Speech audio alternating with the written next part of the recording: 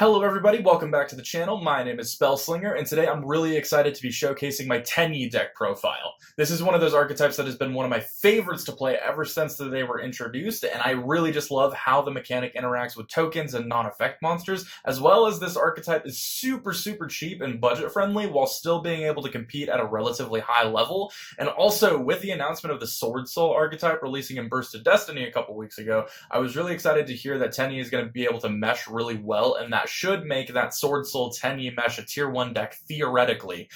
So I'll definitely be doing a profile on that when Burst of Destiny comes around in a couple months. So with that out of the way, let's go ahead and get into this deck profile, and be sure to stick around until the end. I'm going to be doing a couple test hands for you. Alright, so for those of you who are unfamiliar, the Tenyi archetype involves non-effect monsters. All of the main deck Tenyi spirits that you're going to be playing all have two effects. One of those two effects all of the Tenyi spirits share is that if you control no effect monsters, you can special summon them from your hand. The secondary effects are all going to be different depending on which spirit that you're going to be activating, but all have the stipulation of you must control a non-effect monster. So with that said, we'll go ahead and get into the main deck monsters. We're going to be starting off with 3 copies of Tenyi Spirit Adhara. Tenyi Spirit Adhara, arguably probably the most important one that you're going to play. It's either between that and the next one. But Adhara does have the shared effect of special summoning from the hand if you control no effect monsters. And then the secondary effect, all of the spirits have the same cost for it, is that you banish it from either your hand or the graveyard if you control a face-up non-effect monster.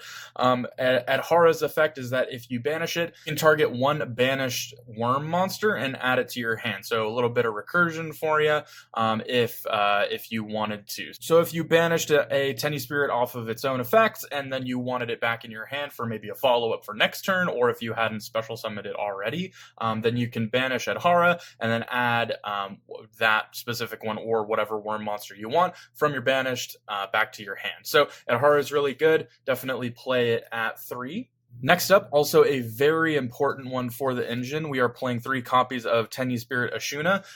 Just like Adhara, it has the same special summoning effect, where if you control no effect monsters, you can special summon it from the hand. Ashuna's effect, its secondary effect, of course, if you control a face-up non-effect monster, you can banish it from either your hand or the graveyard, and then special summon a Tenyi monster from your deck. This effect does lock you into only special summoning worms for the rest of the turn, which is completely fine, especially if you're going first, where you're just trying to set up just a board of big worms and non-effect monsters. So that should be completely fine.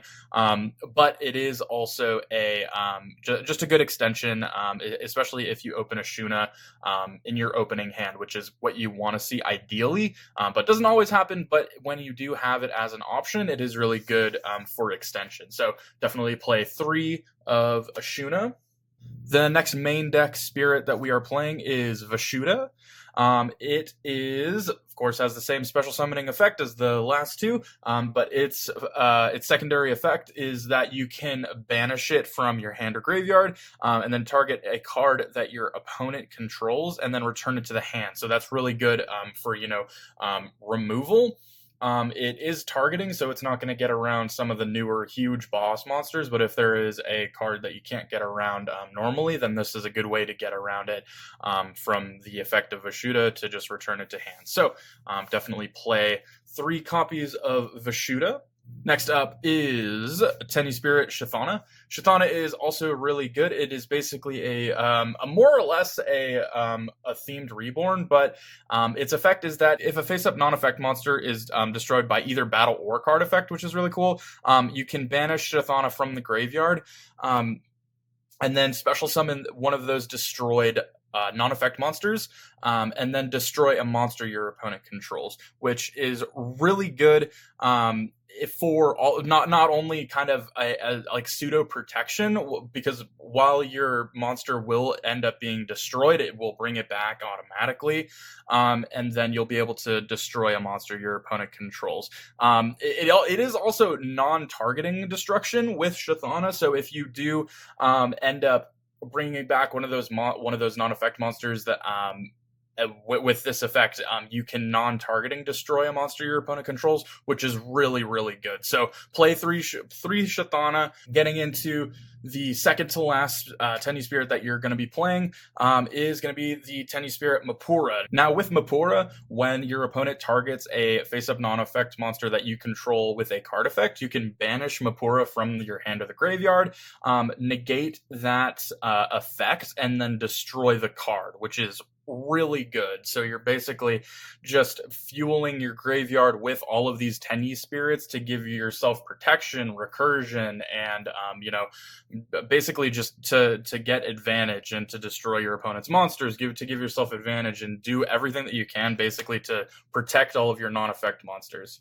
So the last Tenyi Spirit that we are playing is going to be Tenyi Spirit Nahata. So what Nahata does for you is that if your face-up non-effect monster battles, you can banish Nahata from your hand or graveyard, and the monster that your non-effect monster is battling loses 1500 attack. So it's a little battle trap in a way for you. It just makes it easier to get over monsters, maybe monsters that you aren't able to get over like originally, big boss monsters that can't be targeted or anything like that. But yes, definitely play two Mapura for the name and the effect. That wraps up all of the Tenyi names. So we are going to go into other worms that we play in the deck. And there is only one, that being Mare, however the hell you want to say it. I don't really care. It's a great card. Play 3. It can only be special summoned by the effect of a worm monster, but when you do special summon it, you can activate the effect to make it lose a level, and then special summon a Mare token, which accomplishes two things. It gets another body on board and also gives you a non-effect monster to be able to trigger all of your Tenyi Spirit effects, which is also really good. But for the most part, the way that you're going to be using Mare, whatever, you are just going to be using it to link climb more or less. But also, Mare is a tuner, so a really cool play that you can use is that if you have a Shuna in the graveyard, you can, if you've used all of Mare's effects, you can use it three times per turn. So if you have done that, that makes Mare a level 4. And then you can banish a Shuna from your graveyard to special out any level 4 from the deck. And then right there, you have a Synchro 8. So that's a really cool play that you can do with Mare and Ashuna. It's something that I do a lot, and it's really very, very, very easily accessible. So definitely play 3 Mare. You want to see this in your opening hand. There are a lot of cards that we play that can get this into the graveyard to be able to special summon out with one of the extra deck monsters that we play. But we will get around to that eventually. So we'll go ahead and just move on from here. We are playing 3 copies of Parallel Exceed. We do a lot of link summoning, and we need extra extension just to get bodies on field. We can go into rank 4s if we get the Parallel Exceed effect, or we can use it for more link climbing just for more bodies. Special Parallel Exceed. When you special summon a link monster, just summon it to a zone that link monster points to, and then get the effect to get another Parallel Exceed from the deck, which is really good. So play 3 Parallel Exceed, just really good for extension and anything you might need like that. 2 other Cybers cards that we're playing 4 Mud Skipper. 4 Mud Skipper is really good in the deck. You can normal summon it. So you can activate 4 Mud Skipper's effects, which allows you to reveal 1 link monster from your extra deck, which in this case, it will end up being Shaman.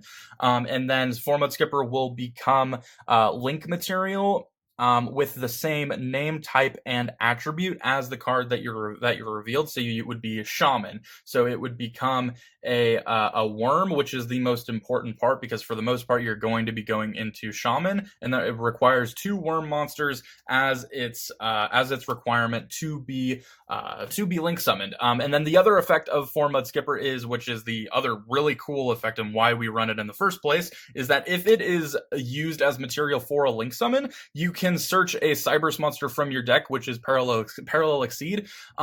So that is a really easy way to access Parallel Exceed if you don't open it in your opening hand. But since this deck really likes and wants to extend out, we play the 4-Mud Skipper to be able to basically to be able to access the Parallel Exceed if we don't open it in our opening hand. So play 2 of them. And to round out the monsters, we are playing 1 Phantom Skyblaster. It's really good. It's basically just a token generator. If it's normal summoned, you can special summon Skyblaster tokens up to the number of monsters that you control. So that includes itself. So if you just summon this out, then you can get a token of just itself, or more realistically, if you have any number of names, I guess it doesn't really matter. Just as example, if you have Ashuna and Vashuda out, if you normal summon Phantom Skyblaster, it's up to that number, so you control 3, but since you only have the 2 zones left, then you could special summon the 2 tokens just to round out the field, which is pretty cool. So like I say, this deck really just is extension, and you want to be able to get as many names and bodies out on board as possible so you can go into link plays and synchro plays and just to get out all your boss monsters as quickly as possible. So you play 1 Phantom Skyblaster. Alright, so going into the spells, we are playing 3 copies of Vessel for the Dragon Cycle. It is a really, really good card. If you have a face-up non-effect monster, you can send a worm monster from your deck to the graveyard and then add a Tenyi monster from deck to hand. Or if you do not control an effect monster, then you can just send a worm from deck to graveyard, which the monster that you're gonna be sending 90% of the time is gonna be Mare Mare, because you want to either see Mare Mare in your opening hand or do you want to see it in the graveyard, because it is your most important part of your extension. And then if you don't see the Ashuna in your opening hand, then you'll want to add Ashuna. Or if you already have Ashuna, then you can add whatever the current board state calls for. So Vessel for the Dragon. So Vessel for the Dragon Cycle, really good card, searches and dumps. So it's a 2-in-1, which is really cool. Next, we are playing the most broken card in the deck, Flawless Perfection of the Tenyi. It is a field spell that makes all of your non-effect monsters unaffected by monster effects. And that does extend to the opponent as well, so if they have any non-effect monsters, they will be unaffected by monster effects. But 95% of the time, with the meta that is right now, you're not going to have to worry about that because everyone is just playing non-effect monsters. So that's the first effect of it. The other effect is that if your opponent special summons an effect monster while you control either a face down monster or a non-effect monster, you can draw 2 cards, which is busted. That is absolutely amazing. So if you have this, if your opponent uses IP Masquerena on your turn, then you draw 2 cards. If they use Formula Synchron or Excel Synchron or anything that allows them to special summon on your turn, then you draw 2 cards, and that works on their turn as well. So if they literally special summon anything while you control face up non-effect monsters or a face down monster, then you draw 2 cards, which is really cool. It can get you into hand traps. It can get you into just follow up for next turn. This card is absolutely busted. Always play 3. All right, some more spells. We're going to be playing 2 Pot of Avarice. We go through the extra deck and the main decks very, very quickly. So we're going to want to be able to recycle our graveyard and all of our monsters, especially if the game gets a little bit grindy and goes a little bit longer than maybe we initially wanted it to. Then we're gonna be wanting to recycle a lot of our resources, and at the same time draw 2 cards. So we play 2 Pot of Avarice. It's a good card, and I decided to play it at 2. All right, so rounding out the spells, we play 1 Foolish Burial. We play the Foolish Burial because we want to get Mare Mare into the graveyard as quickly as possible, and I will showcase the combo of Mare Mare at the end. So be sure to stick around for that. But we play the One Foolish Burial. You either send Mare Mare or you send a Shuna, just to be able to either extend or further your plays or do whatever you want. So you send Mare Mare for the main combo, or you send a Shuna, maybe if you already have the Mare Mare in hand.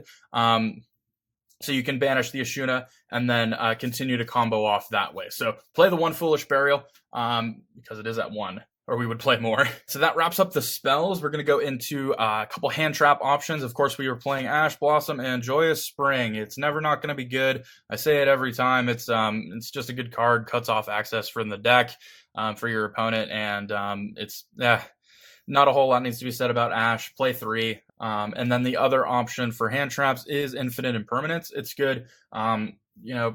Negates monster effects, does what you need it to do. If you wanted to have a little bit more of a budget option for that, and that's also within the theme of Tenyi, you could play 3 Fist of the Unrivaled Tenyi. What it does is when your opponent tries to do anything, i.e., spell or trap card or monster effects, is activated while you control a face-up non-effect monster, negate the activation. That's the main effect. And then the secondary effect is kind of like Awakening the Dragon for non-effect monsters, is that if the set card is destroyed, then you can special summon a non-effect monster from your extra deck, which is also really good. So if you wanted to go a little bit more budget, you could cut the Infinite Impermanence and just play Fist of the Unrivaled Tenyi. These cards are pennies. They're super, super cheap. So that wraps up the main deck. We'll go ahead and get into the extra deck now. So starting things off with the extra deck, we're going to be playing 3 Monk of the Tenyi. It is a Link 1 non-effect monster, and it's just 1 non-Link Tenyi monster as its requirement. The main combo you're going to be using with these is super simple. What you do is that you special summon any Tenyi Spirit name, you link that monster, and then now because you control no effect monsters, you can special summon another name, and then repeat from there. You'll only be able to do that 2 times because of Monk's arrows just pointing down, but that's able to get you 3 bodies on the field for basically nothing. So that's really good, and that is why we run Monk at 3. Next up, we are going to be running 2 Shaman of the Tenyi. This is going to be the main extender for when you start going into your Link plays. It takes 2 worm monsters, so not Tenyi monsters specifically, but 2 worm monsters. It's a Link 2. So what it does is you discard a card and then target a worm monster in the graveyard and special summon it. So pretty good. This is the effect that you're going to be using to bring back your Mare Mare, because Mare Mare can only be special summoned by the effect of worm monsters, and Shaman is in fact a worm monster. So you discard a card off of Shaman, and if you have Mare Mare in your hand, you can even discard the Mare Mare and then bring back the Mare Mare and then go into your token plays and then start Link climbing from there. Now, the only downside to that effect of Shaman is that it locks you into only being able to activate extra deck monsters effects if those monsters are Tenyi monsters. So you won't be able to activate the effects of like big boss monsters that aren't Tenyi monsters. You'll still be able to summon them, but you won't be able to activate their effects. But it's well worth it. Most of the extra deck is only Tenyis and worm monsters. There's only a couple that you don't play that are like that. But yeah, so the secondary effect of Shaman is a really good protection for your non-effect monsters. It says when an attack is declared involving your face-up non-effect monster, you can target 1 card your opponent controls and destroy it. And of course, you can only use the effect once per turn.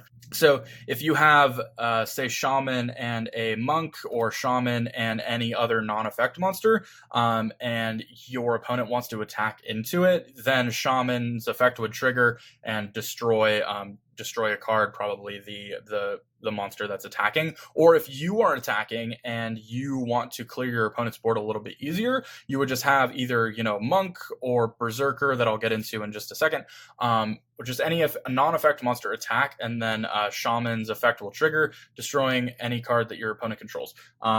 which is really good. Really good protection, really good for basically anything. So we play that at 2. All right, and then we play 2 Berserker of the Tenyi.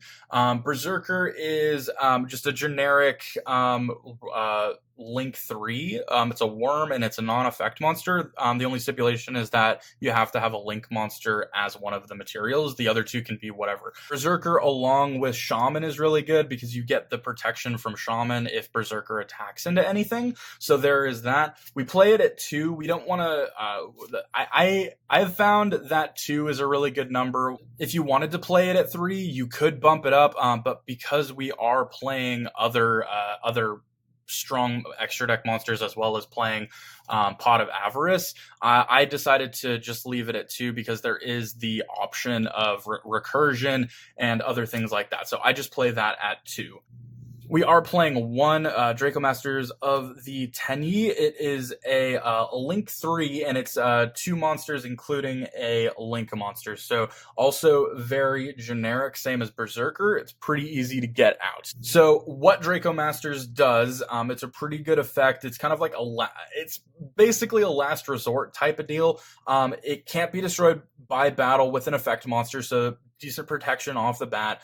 And then if you control no other effect monsters, you can destroy effect monsters your opponent controls up to the number of non-effect monsters you control and or in your graveyard, and then you can only use that effect once per turn. So if your opponent is setting up a really big board and you're having some trouble getting breaking it, you can link up to Draco Masters, and then by that point you should have a ton of the spirits in your graveyard, and that would mean that you would also have maybe a couple Berserkers, or you might have a couple Tenyis that you might be able to use for that effect, and then basically just blow up your opponent's entire board.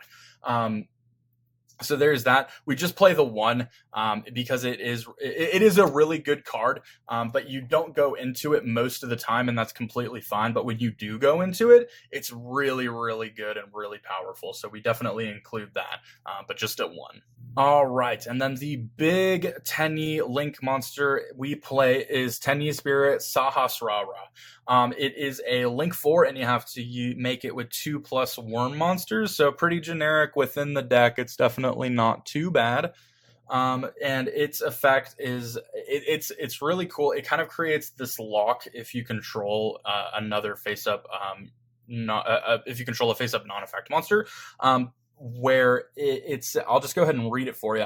If you control a face-up non-effect monsters your opponent controls cannot target effect monsters for attacks. Also, your opponent cannot target effect monsters on the field with card effects. So that means that if you have a monk, if you have a berserker, then that means that your opponent cannot target effect monsters with attacks or card effects. They have to go through your non-effect monsters first to be able to get to your effect monsters. Now, with that being said, if you have a shaman on board as well, that means that if they were to try to get over your non-effect monsters, Shaman's effect would trigger, basically backfiring on them. So the more presence you have on board with Tenyis and the more Tenyi names that you have in the graveyard, the more protection that you'll have to be able to ward off your opponent's effects and attacks, which is really cool. The secondary effect of Sahasrara is that it's a quick effect, so you can activate during your opponent's turn as well. You can target an effect monster your opponent controls, and then special summon 1 Tenyi Spirit token. It's a Worm Light level 4.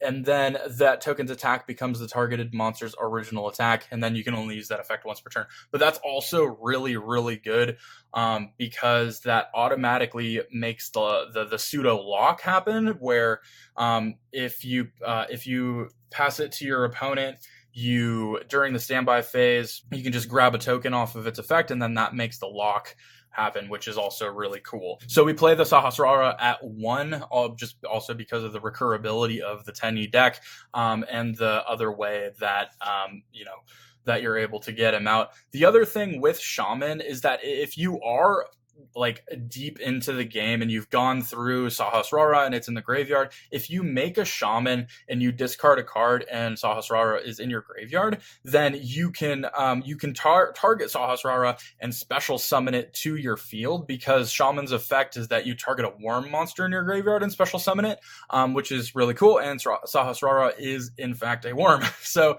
the recoverability of this deck is really, really good if you're able to make shaman, and that's why we run 2 shaman, is just for the recoverability of all of it. But yeah, we do run one of the big Tenyi Link monsters. All right, and getting into the last couple of extra deck monsters, we run 1 Link Spider and 1 Land for Nykus. And basically why we play these is it's link climbing abilities and to be able to go into your other extra deck plays. Your zones can get a little bit clogged up, especially because of the arrows of these Tenyi extra deck monsters aren't fantastic. Sahasrara only points down and diagonal to the right, and then Tenyi and then Berserker only points down to the right. So sometimes your zones can get a little bit clogged up, and Link Spider and Land for Nykus are both generic.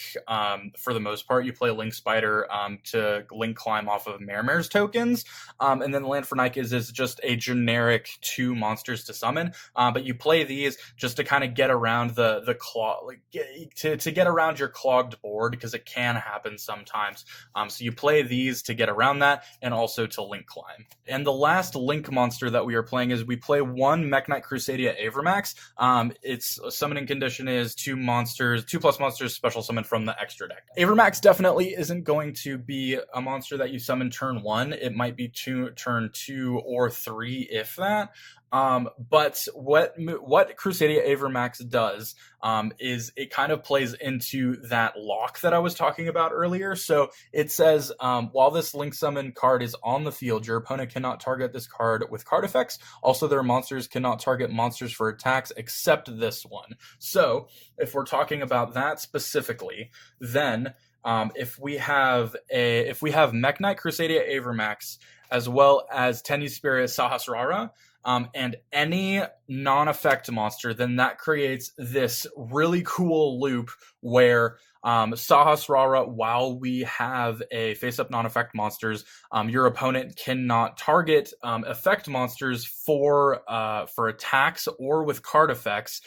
But on the other end of that, Mekk-Knight Crusadia Avermax makes it so that your opponent cannot attack your monsters except Mekk-Knight Crusadia Avermax. So that basically locks them out of attacking anything that you control while you have this lock on the field. That means that the only thing that they can do is target the non-effect monster that you control with a card effect. And then if you wanted to get super, super serious about the lock, if you have Flawless Perfection of the Tenyi in your field zone, then face-up non-effect monsters that on the field can't be targeted with monster effects. So if you have this lock, that means that your opponent, the only thing that they can do to interact with your cards is non-targeting stuff, non-targeting removal. But if it is targeting, that the only thing that they can do is target your face-up non-effect monsters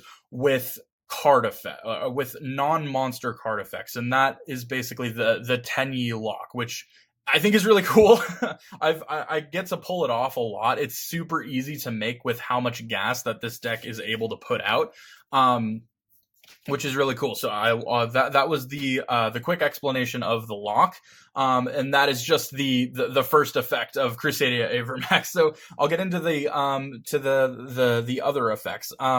So the other effect of Crusadia Avermax is that once per battle, if this card battles a special summon monster, quick effect, you can make this card gain attack equal to the opponent's monster's attack during that damage calculation only. So that means if you're having trouble getting over something, you can just special summon out Crusadia Avermax, attack the monster, make Crusadia Avermax gain that monster's attack, and then that's just a really easy way to get over your opponent's monsters. It gains the attack, which means that if it's in attack position and you battle that monster, it'll just deal 3,000 attack as well as deal with whatever you're trying to deal with.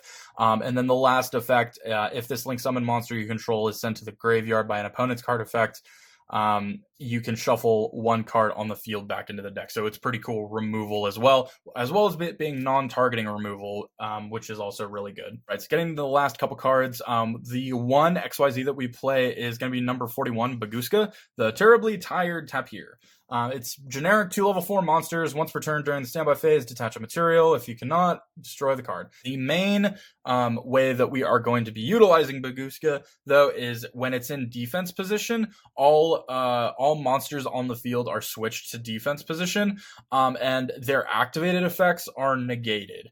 So it's a way to kind of stall, to be able to get advantage if you don't open ideally, but are able to make Baguska. Then it is a way for you to be able to kind of just gain advantage over the course of a couple turns if your opponent can't out it. Because there are times where this deck won't give you the best opening hand, but for the most part, you are going to be able to at least get out a couple monsters, and that should be able to help you with that.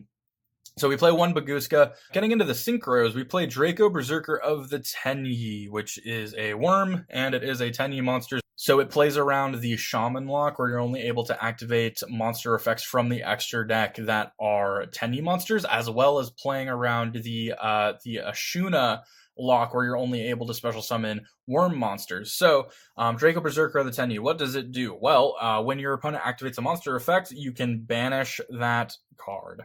It's really cool spot removal, but also interruption for their plays. Like if they're trying to link climb, you can banish that and kind of interrupt all of that. We play it at 1 just because the synchro plays are kind of few and far between, but if you are able to go into them, you kind of go into Draco Berserker, or you go into the other one. The other effect of Draco Berserker is that it's kind of a mini Borrelsword Dragon, where if you attack and destroy an effect monster by battle and sends it to the graveyard, Draco Berserker gains the attack equal to the destroyed monster and can make a second attack on monsters during that battle phase. And then of course you can only use that effect once per turn, but it's a pretty cool way to OTK if you are able to get over really big monsters. So for that reason we play the 1, and the 8s are pretty easy to go into. And the last monster that we play is also a level 8, and that is going to be Baxia, Brightness of the Yangzing. 1 Baxia, it is a worm, so it plays around the Ashuna lock. So Baxia, when this card is synchro summoned, target cards on the field up to the number of different original attributes of worm type monsters used for the synchro summon.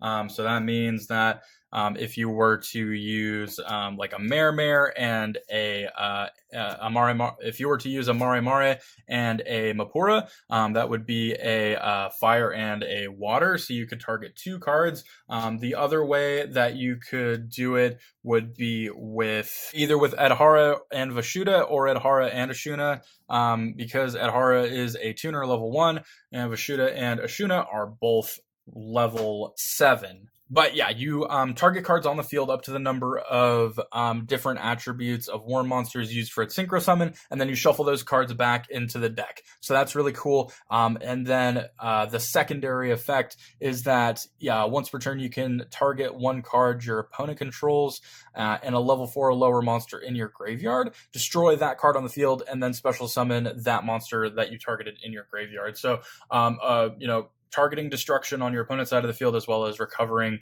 other monsters that you have in your graveyard and that you might want to go into other plays with, which is also really cool. All right, so that wraps up the deck profile itself. Now we'll go ahead and get into a couple of test hands. Here we go. All right, so with this hand, we will go ahead and start things off with activating Flawless Perfection of the Tenyi. We'll go ahead and activate that. Since we control no effect monsters, we're going to go ahead and special summon the Ashuna, and then immediately link that off into the Monk. After that, what we are going to do is we're going to normal summon Formode Skipper. We'll activate the effect of Formode Skipper to reveal the Shaman.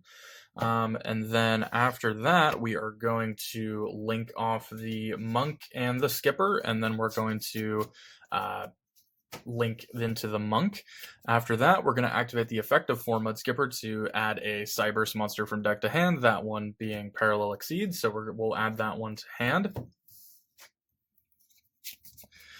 Alright, then after that, we will activate the effective Shaman of the Tenyi. We're going to discard a card from our hand, and then immediately after that, target a monster in our worm monster in our graveyard and special summon it. So we'll get the Mare Mare. We'll go ahead and activate the effective Mare Mare 3 times, so we'll go ahead and grab some tokens. We'll get all of our tokens here.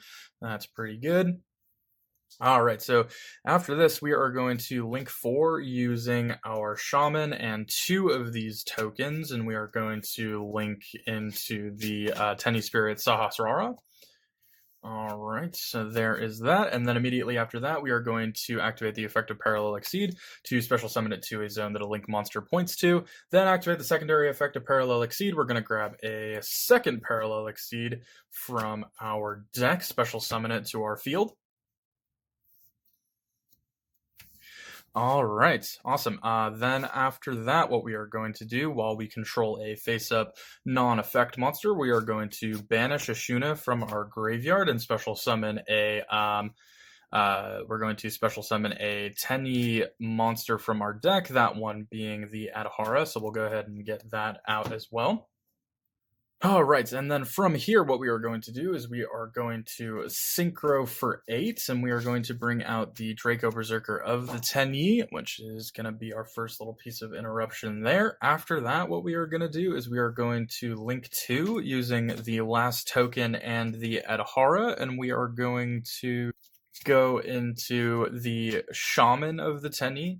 So this board is pretty good to end off of. We have a lot of different protection and a lot of different things that we can look forward to going into next turn. We have an interruption in the form of the banishing of an effect monster.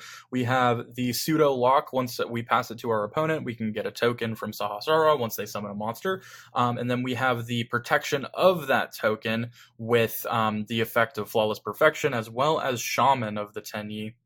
We have a lot of things for next turn. The Parallel Exceed is kind of just an aftermath of what we wanted to do. What we could do is, if we wanted to extend even further, is we could just link off the Parallel Exceed and the Shaman for a Berserker, and then just have like a similar board here, but with a 3,000 attack monster. So we could do that as well. I'm going to prefer to end on this and just hope that the token for next turn is going to be enough. So the last thing that we're going to do before we end our turn is we're going to activate Pot of Avarice. We're going to shuffle back 5 of our monsters. We're going to choose to keep the you could keep the Adhara for follow-up for next turn. I think I'm actually going to keep the Mare Mare in there. I think that'll be the better option. So we're going to shuffle back all of these and then draw 2 cards, hopefully hit something good while we do that. So we will cut, draw 2 cards, a Pot of Avarice, and another Flawless Perfection. That's not too bad. Probably could have been better, but definitely not the worst thing that we could have gotten. So yeah, this is going to be our end board for the first test hand. Definitely not the worst thing in the world. A lot of protection, a lot of bodies, a little bit of interruption, and we should be good to go going into the rest of the duel and going forward like that. Yeah, but with that being said, we'll go ahead and get into a second test hand. All right, so we'll go ahead and get shuffled up for the second test hand. All right, same as last time. Make sure that we cut the deck, and we'll get our starting 5. See what we are working with here. All right, with this hand, we have some interruption as well as a couple of spirit names. So what we are going to do here is we are going to special summon the Nahada because we control no effect monsters. We'll immediately link that off for a monk. And after that, what we are going to do is we are going to special summon Vashuda because we control no effect monsters. And then we are going to normal summon the Adhara. We are then going to synchro into a Draco Berserker. Or if we are going second, we could synchro into a Baxia and then spin a couple cards back. But for here, we'll go for Draco Berserker. And then unfortunately, that's really all we can do with this hand. We have some interruption here, so we'll go ahead and set the Imperm and then hold the Ash Blossom for their turn. But yeah, there is that. We have three forms of interruption, and then next turn we have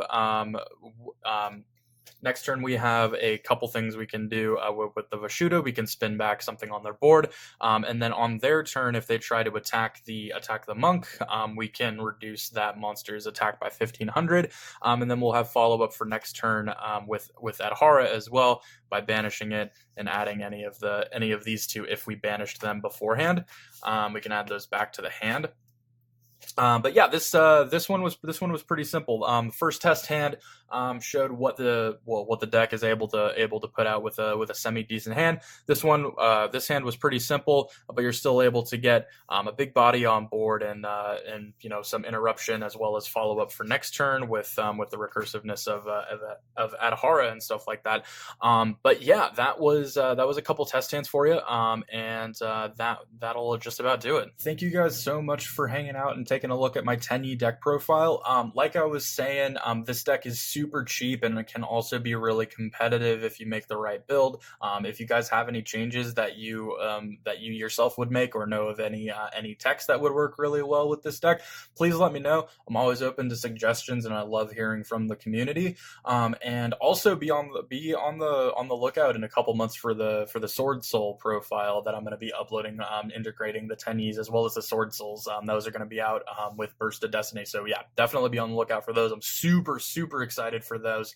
And yeah, Dawn of Majesty is going to be coming out in about a week here, and I'm going to be super into those, into the new Stardust and Synchron support. Definitely going to have a deck profile for you for the Stardust and the new Synchron stuff. So definitely be on the lookout for those. And that basically just wraps up everything here. So I hope you guys had a great time. Stay tuned for more deck profiles, discussions, and whatnot, and I will see you guys next time. Have a great day.